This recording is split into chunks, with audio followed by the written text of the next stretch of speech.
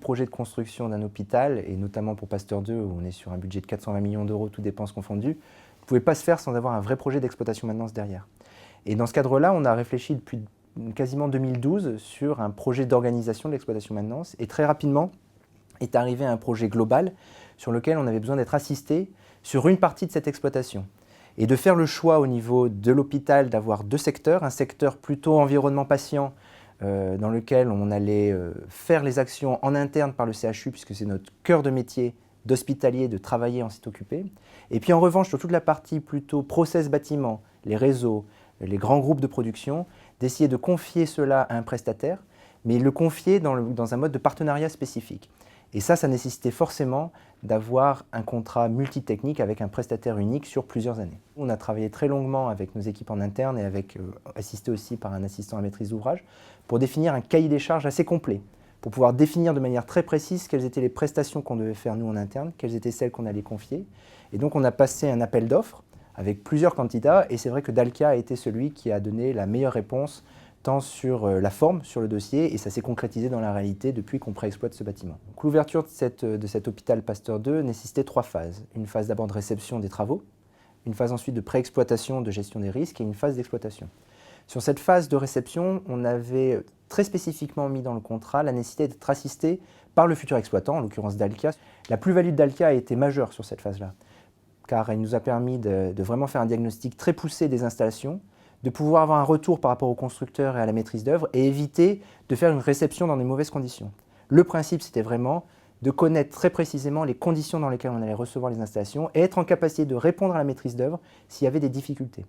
Donc je pense qu'on a vraiment sécurisé cette phase de réception grâce à notre expertise interne au CHU, mais également avec l'apport de l'expertise de Dalkia sur ce genre de thématiques et en particulier sur des secteurs vraiment stratégiques du style toutes les installations CVC, les installations sanitaires, plomberie.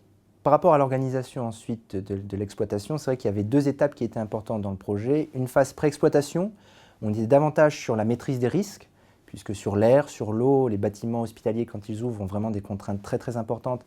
Il était important, et Dalkia a été assisté d'un cabinet d'experts pour nous accompagner sur cette phase-là, et donc a apporté vraiment une vraie réponse à ce sujet-là. Et puis sur la phase d'exploitation, il y avait un deuxième défi, c'est le défi de la traçabilité des interventions, tant en termes correctifs et préventifs. Et c'est justement un des points forts de l'offre de Dalkia et de leur proposition, c'est de mettre à disposition de manière commune, à la fois aux équipes Dalkia, mais aux équipes du CHU aussi, un système de gestion de ces interventions de GMAO, et sur la manière, et plus spécifiquement pour rapport aux équipes Dalkia, de mettre à disposition des outils permettant, à travers des tablettes, etc., une action beaucoup plus rapide, beaucoup plus réactive, et puis un suivi quasiment en temps réel des actions. Donc qui apporte véritablement une satisfaction et puis un retour très rapide et consolidé. L'ouverture au public du nouveau bâtiment Pasteur 2 est imminente. Les premiers services accueillants du public vont arriver à partir de fin avril. Et puis le premier patient véritablement reçu en consultation va être au tout début mai.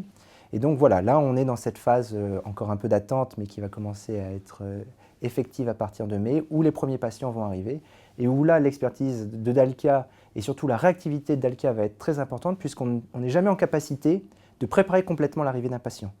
On sait toujours qu'on on s'est concentré sur des installations stratégiques, on a fait des tests dans certains locaux, mais on n'a pas fait l'intégralité du bâtiment. Là, une grande partie du bâtiment et toutes les pièces du bâtiment vont au fur et à mesure être occupées. Et donc, on va avoir besoin de Dalkia pendant toute cette phase pour nous accompagner avec une forte réactivité, d'autant plus que les services seront en place et qu'on n'aura pas le choix, on n'aura pas de marge de manœuvre, il faudra intervenir tout de suite. Ce qui était aussi l'opportunité à travers ce contrat multitechnique, c'était pouvoir disposer d'un véritable encadrement sur site pour pouvoir répondre au plus près à nos attentes.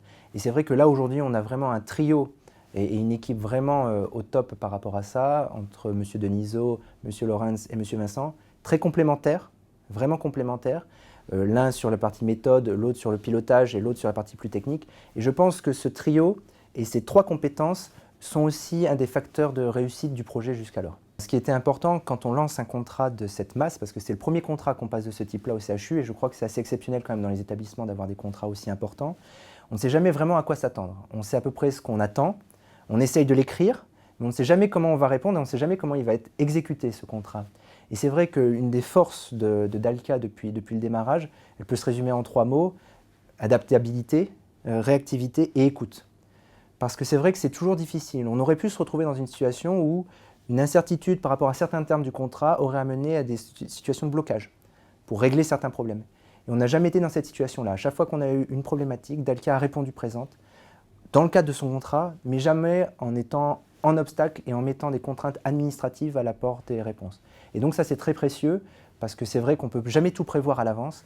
Et quand on a un partenaire qui est comme ça à l'écoute et qui est prêt, et qui comprend que l'intérêt général, ce n'est pas seulement l'intérêt du pilotage d'un contrat et les finances qui vont avec, mais c'est l'intérêt du public, des patients, et de bien exploiter un bâtiment, on est sur les mêmes objectifs, et donc forcément une collaboration ne peut que bien se passer dans ces conditions-là.